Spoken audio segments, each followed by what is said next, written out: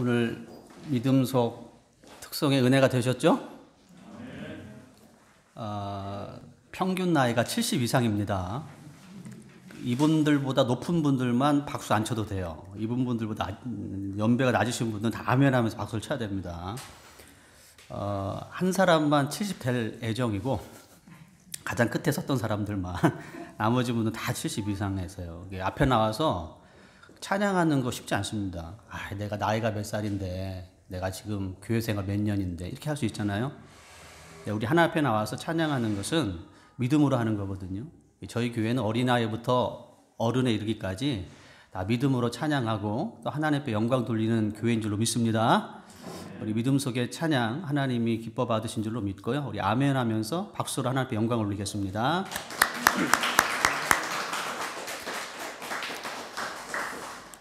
주의 성령이 오늘 당신과 함께 하십니다. 우리 옆사람 뒷사람하고 한번 인사하시죠. 시작.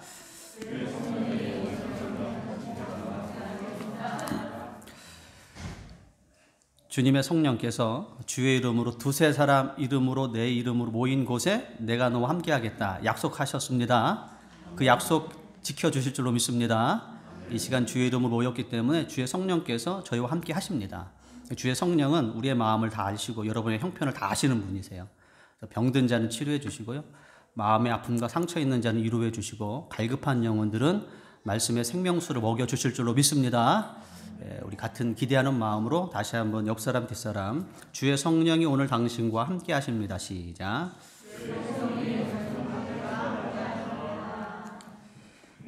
오늘은 지금까지 살펴보고 있는 바벨론 음녀라고도 부르는 하나님이 없는 세상 정신을 일컫는 이제 상징인데요. 이 바벨론의 영적인 특징과 본질 그리고 그의 멸망에 대해서 오늘 살펴보도록 하겠습니다.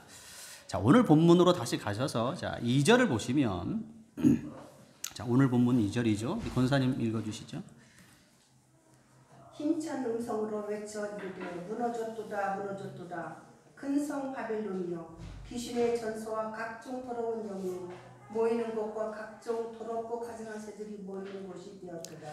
자, 바벨론의 첫 번째 영적인 본질과 특징은 귀신의 처소와 각종 더러운 영, 더럽고 가증한 새들이 모이는 곳이다 이겁니다. 귀신들이 모이는 곳이다 이거죠. 귀신들이 모이기 때문에 하나님 없는 세상 정신으로 가득 찬 것이죠.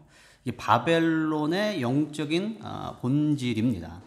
자, 귀신이 가득한 곳이기 때문에 자, 이게 외적인 현상의 증상으로 드러나는데 그게 바로 뭐냐면 사치와 음행으로 드러나는 것이죠. 그 밑에 절을 보시면 3절에 그래서 3절도 한번 읽어주시죠. 그 음행의 진노의 포도주로 말미암아 망국이 무너졌으며 또 땅의 왕들이 그와 더불어 음행하였으며 땅의 상해를 짓도 그 사치의 세력으로 치부하였도다 하더라. 자, 그렇죠?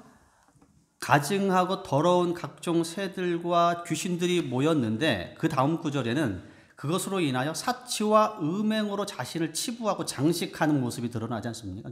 귀신이 모이는 곳, 하나님을 섬기지 않는 약한 영들이 모이는 곳은 반드시 사치와 음행의 외적인 현상으로 이게 드러나게 되어지게 되는 것이죠.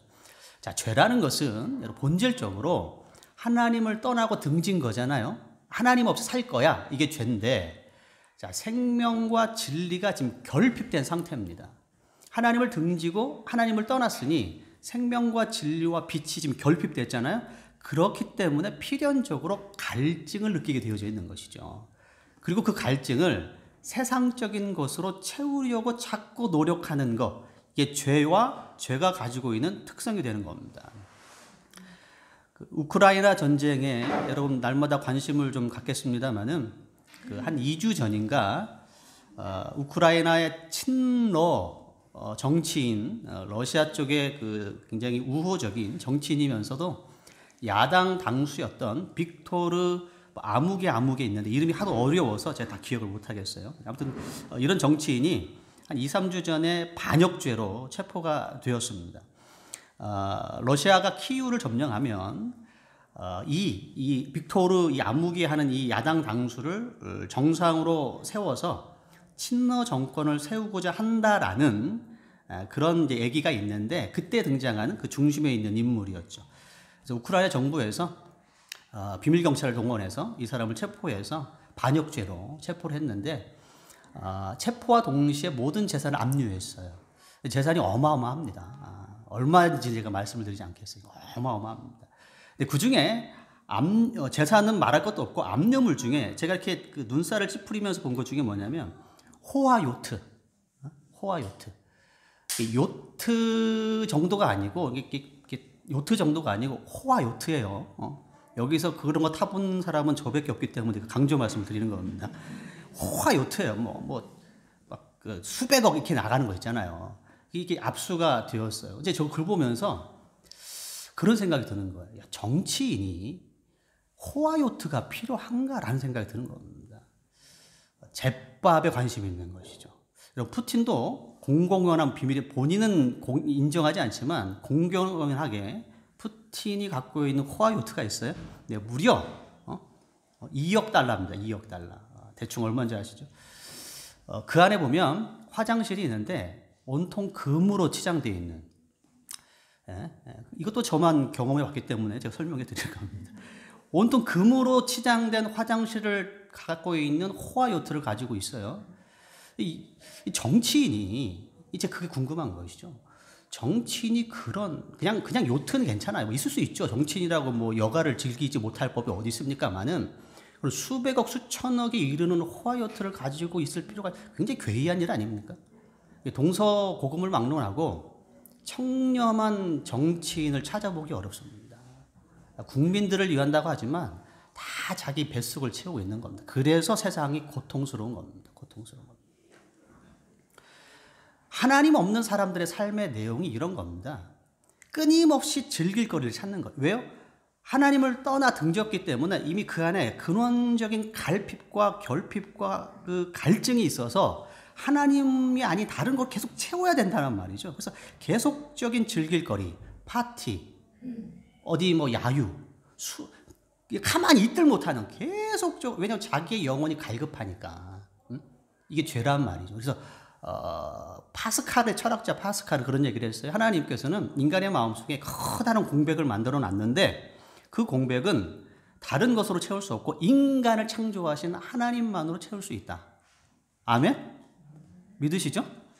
인간의 마음속에 하나님만으로 채울 수 있는 공간이 있다. 이 파스칼은 그렇게 얘기했던 것이죠. 하나님 없는 자들, 바벨론의 사람들, 하나님 아닌 세상적인 것으로 자기의 영혼의 만족을 채우려고 하는 사람들은 끊임없이 이 공백을 채우려다 보니까 바닷물을 먹는 것처럼 갈급한 겁니다.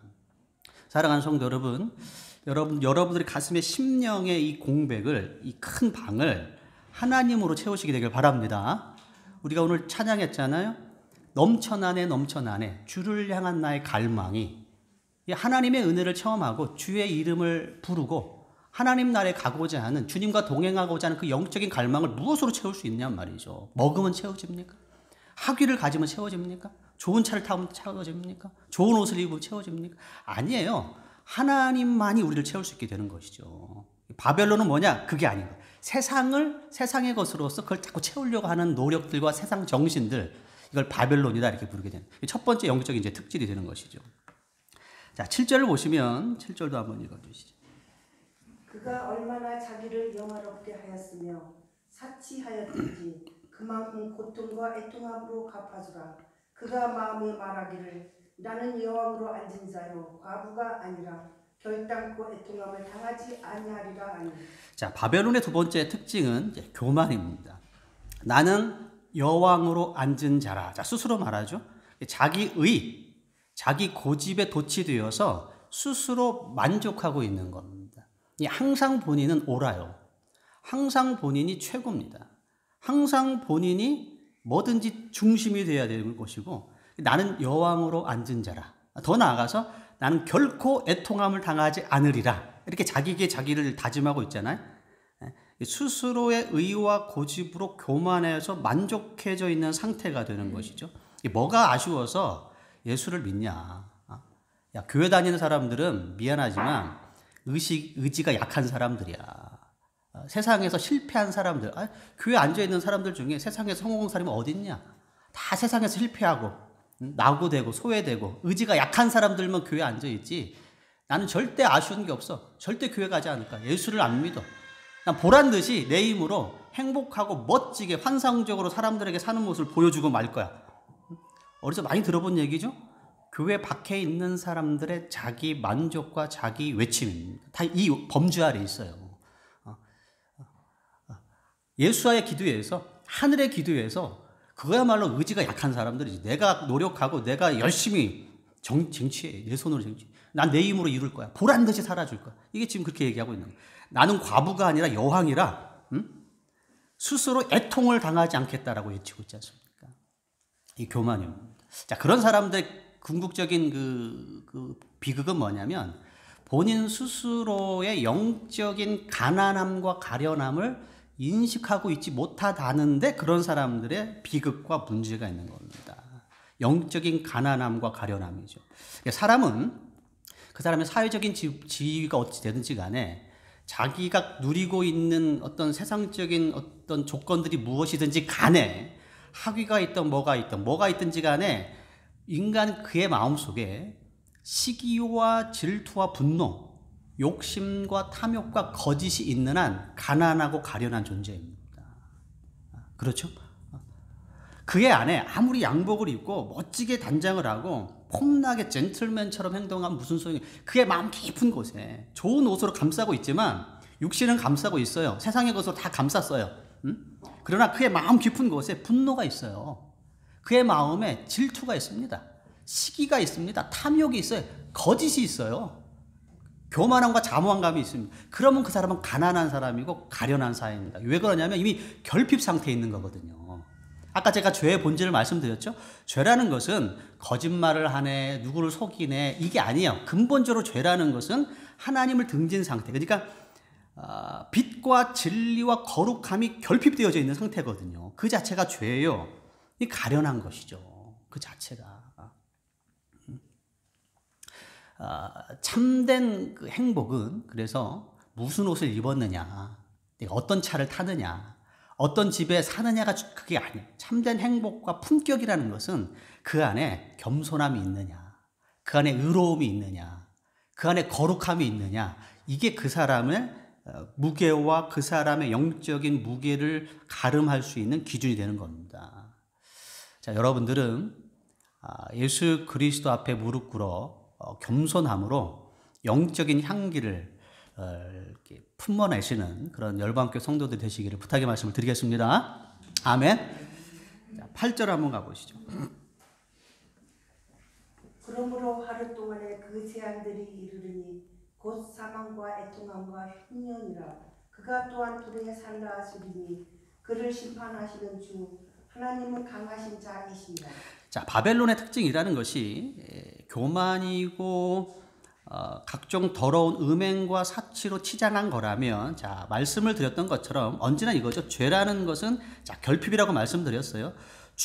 하나님의 의와 하나님의 은혜로 충만해지지 않는 상태가 죄인데, 자, 바벨론 지금 그 상태란 말이에요. 그러면 그런 결핍은 반드시 그 결핍의 결과를 맛보게 되어져 있는 겁니다. 그게 멸망이 되는 것이죠. 이게 어떠한 개인이 되든 어떤 사회가 되든 국가가 되든 멸망으로 간다라는 것은 그 자체는 이미 결과예요. 원인은 뭐예요? 뭔가 결핍되어져 있는 거예요. 의와 진리와 하나님과의 관계 속에서 결핍되어져 있기 때문에 이게 궁핍과 가난과 환란으로 이제 결과맺어 이게 열매가 되는 거예요. 이게 바벨론 지금 멸망을 당하고 있게 되는 것이죠. 반드시 멸망으로 갑니다. 하나님을 떠나는 것은 멸망으로 가게 되어져 있어요. 자, 근데 이 바벨론의 멸망에 있어서 흥미로운 점은 하루 동안에 이렇게 됩니다. 하루 동안에. 그렇죠? 8절에 그러므로 하루 동안에 그 재앙들이 이르러 이렇게 되어져 있단 말이죠. 하루 동안이란 얘기는 24시간이다 이런 뜻이 아니고 돌연히 대단히 갑작스럽게 이런 뜻입니다. 멸망할 이유가 없는데 이게 골치 아픈 거예요. 멸망할 이유가 없어요.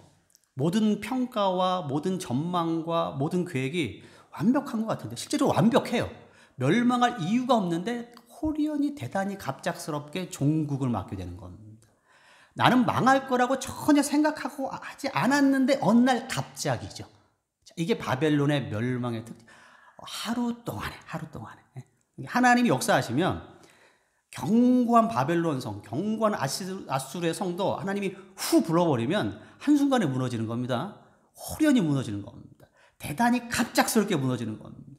나는 거기에 대해서 철저하게 준비했다고 생각했고, 나는 이제 모든 거에 대해서 충분하게 예측하고 있었다고 생각하지만 아니에요. 하나님이 손을 놓아버리면, 은에서 떠나면, 진리에서 떠나면, 하나님과 등지면 어느 날 무너지게 되는 겁니다. 어느 날 갑자기 도둑같이 임하게 되는 건 무서운 것이죠. 자, 6절에 보시면 그 멸망의 또 하나의 특징이 등장하죠. 6절 한번 읽어주시죠. 그가 준 그대로 그에게 주고 그의 행위대로 갑절을 갚아주고 그가 섞은 잔에도 갑절이나 섞어 그에게 주라. 자, 그에게 얼만큼 갚아주라고 되어 있어요?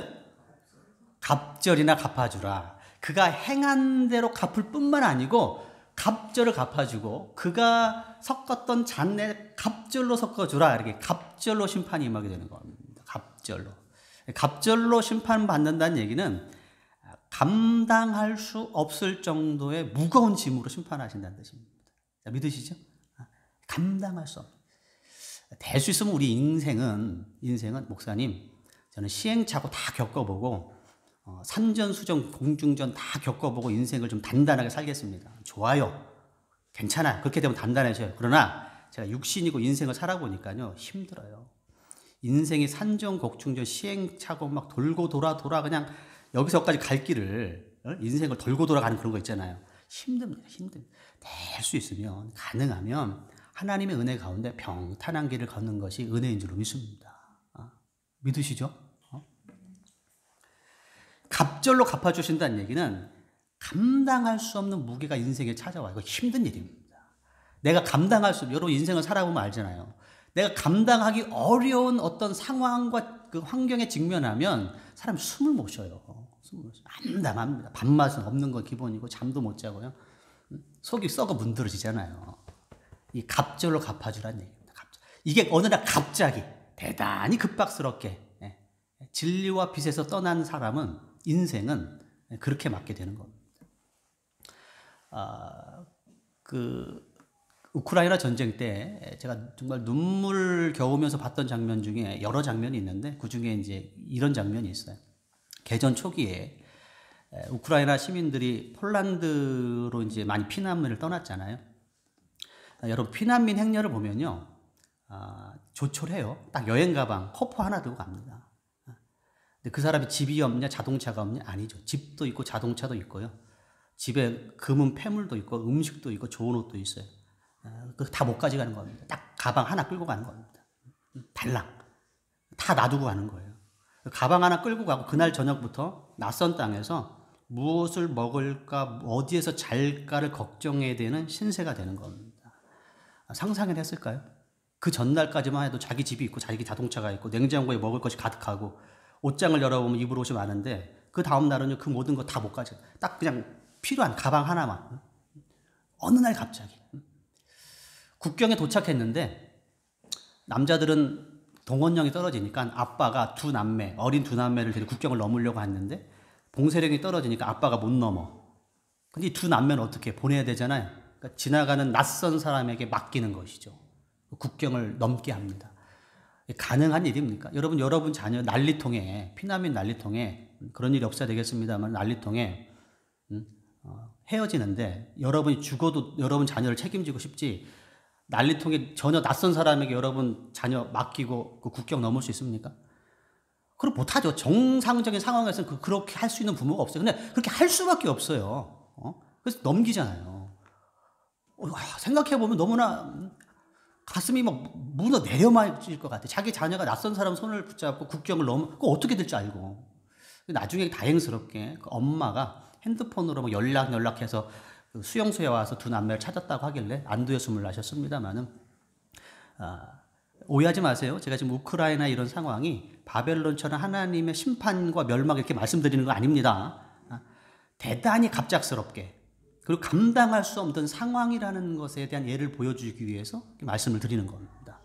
하나님이 역사하시면, 무너져 있던 사람은 하나님이 역사하시면 갑자기 일어나게 되는 겁니다. 반대로 서 있다고 생각했던 사람도 하나님이 후하고 불러버리면 하루아침에 무너지게 되어져 있는 거예요. 믿으시게 되길 바랍니다. 바벨론의 멸망입니다. 자, 어떻게 해야 될까요? 자, 이런 상황에 맞아서 성경은 우리에게 자, 이런 교훈을 주고 계시죠. 자, 4절입니다. 4절은 다 같이 한번 읽어보실까요? 4절 시작. 또 내가 들으니 하늘로부터 다른 음성이 나서 내 백성아 거기서 나와 그의 죄에 참여하지 말고 그가 받을 재앙들을 받지 말라. 자, 아멘 한번 하시죠. 아멘이시죠? 내 백성아 거기서 나와. 자, 요한계시록의 전체 저희가 지금 18장까지 왔습니다만은 요한계시록의 전체적인 메시지의 핵심 교훈은 뭘까요? 자, 이 문장입니다. 내 백성아 거기서 나와라 이거죠. 나와라. 왜 나와야 될까요? 그 뒤에 있죠. 그의 죄에 참여하지 말고 그가 받을 재앙들을 받지 말라 이겁니다. 왜 요한계시록 1장부터 지금까지 수많은 환상들과 재앙 시리즈들과 또 반대로 하나님의 거룩한 영광을 보여주셨을까요? 바로 이것 때문에 그러는 거예요. 바벨론, 하나님을 등지고 자기의 교만과 자기의 생각으로 사는 사람들이 갑자기 당할 멸망과 재앙들을 너희는 받지 말라 이거죠. 거기서 나와라 이겁니다. 거기서 나와라. 나와란 얘기는 뭐 세상을 등지고 뭐 수도사가 되라 이게 아니에요. 우리 보통 잘못 이해하는 거 교회 가면 모든 거 다 버려야 돼 뭐 그런 얘기. 수도사가 되라는 얘기 아니에요. 하나님 없는 세상 정신, 사치, 세상적인 것을 자꾸 즐기려고 하는 거, 자기의 모든 여가 시간과 모든 마음의 이 공간을 세상적인 것으로 채우려고 하는 그런 시도들, 음행과 사치와 교만들, 그런 정신에서 나와라 이거죠. 왜요? 안 나오면 그들이 받을 재앙을 함께 받기 때문에 그런 겁니다. 그래서 나오라고 하는 것이죠. 자, 동일한 본문이 자, 여러분의 그림으로 볼 수 있는 여기에 대한 동일한 그림으로 볼 수 있는 본문이 등장하죠. 대표적으로 창세기 19장으로 한번 가보실까요? 너무나 잘 아는 자, 본문인데 오늘 본문 말씀과 너무나 정확하게 부합하고 있어요. 창세기 19장 12절로 15절 우리 권사님 한번 읽어주시죠. 그 사람들이 기도되게 이르되 이 외에 내게 속한 자가 또 있느냐? 내 사이나 자녀나 성중에 내게 속한 자들을 다 성 밖으로 이끌어내라. 그들에 대한 부르짖음이 여호와 앞에 크므로 여호와께서 이곳을 멸하시려고 우리를 보내셨나니 우리가 멸하리라.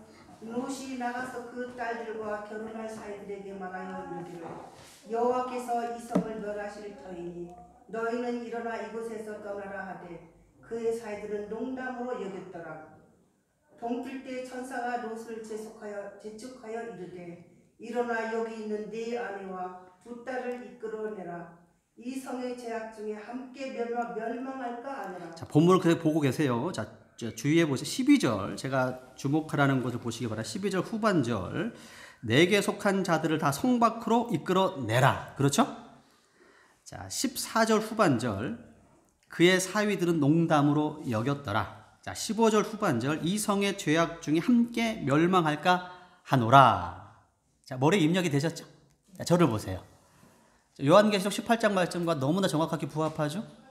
성경에 등장하는 가장 타락한 대표적인 도시 소돔과 고모라. 천사가 롯과 그의 가족을 구원하기 위해서 등장합니다. 그리고 그에게 얘기하죠. 다 이끌고 성 밖으로 나가라 이겁니다. 성 밖으로 나가라. 왜요? 이 성의 멸망과 너희가 함께 멸망할까 두려워한다. 그 멸망에서 면해라 이겁니다. 다 나가라. 그래 어떻게 됐습니까? 사위들에게도 야 사위 가자.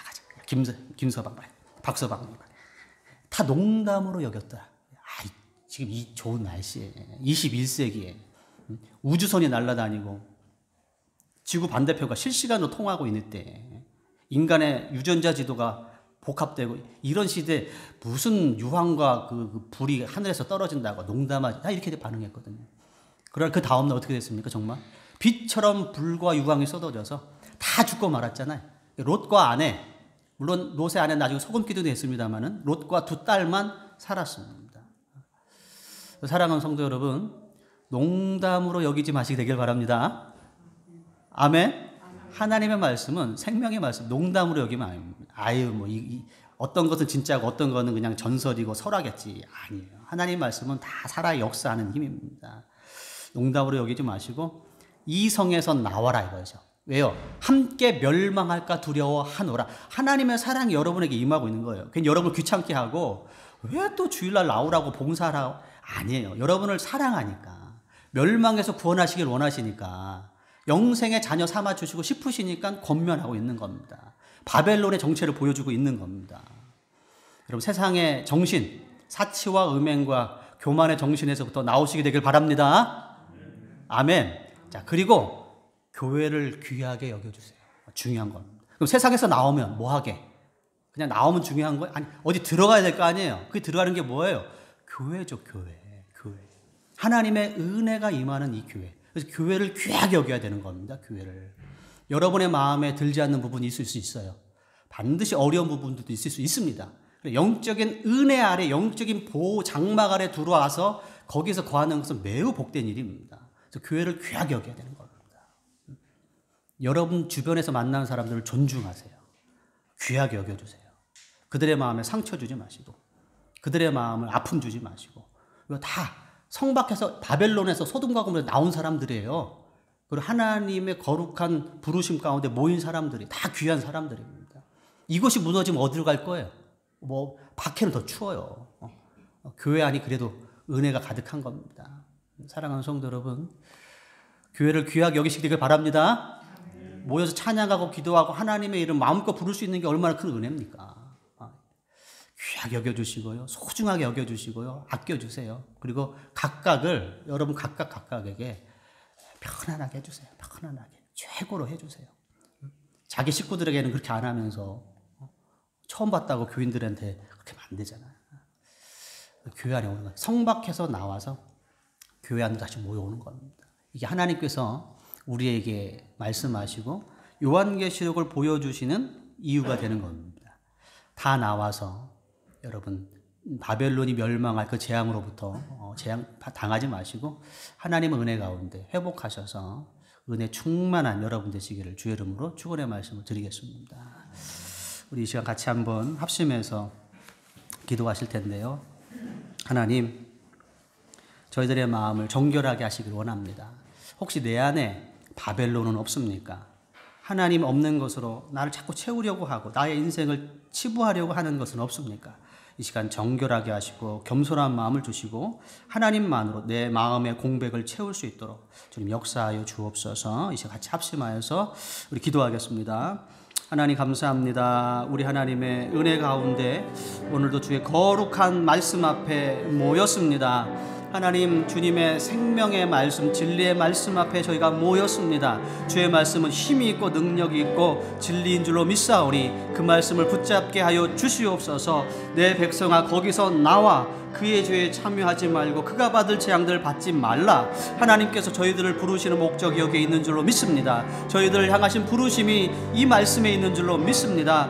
내 백성아, 거기서 나오라. 하나님, 이 시간 저희가 이 말씀에 응답하게 하여 주옵소서. 이 말씀에 책임감 있게 반응하게 하시기를 원합니다. 지금까지 저희들의 육신과 소망과 저희의 모든 기대가 하나님 바벨론에 있었다라면, 땅의 상인들에게 있었다라면, 이 땅의 것에 있었다라면, 사치와 음행과 교만에 있었다라면 이 시간 다 내려놓게 하여 주옵시며 주님이 부르시는 거룩한 영생의 성으로 들어가게 하시고 하나님께 동행하며 주의 말씀에 순종하는 당신의 백성들 될 수 있도록 역사하여 주옵소서. 우리 모두에게 정결한 마음을 주시옵소서. 순결한 마음을 주옵소서. 겸손한 마음을 주옵소서. 날마다 경건 위에 경건을 주옵시고 거룩 위에 거룩이를 주옵시며 말씀 위에 말씀을 주옵시며 우리 하나님과 동행하는 주의 거룩한 백성을 다 되어줄 수 있도록 역사하여 주실 줄로 믿습니다.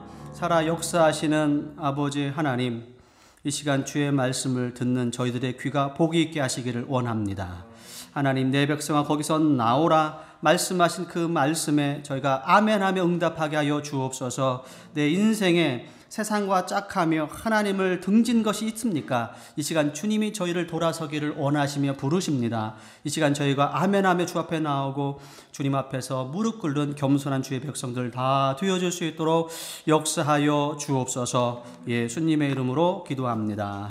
아멘.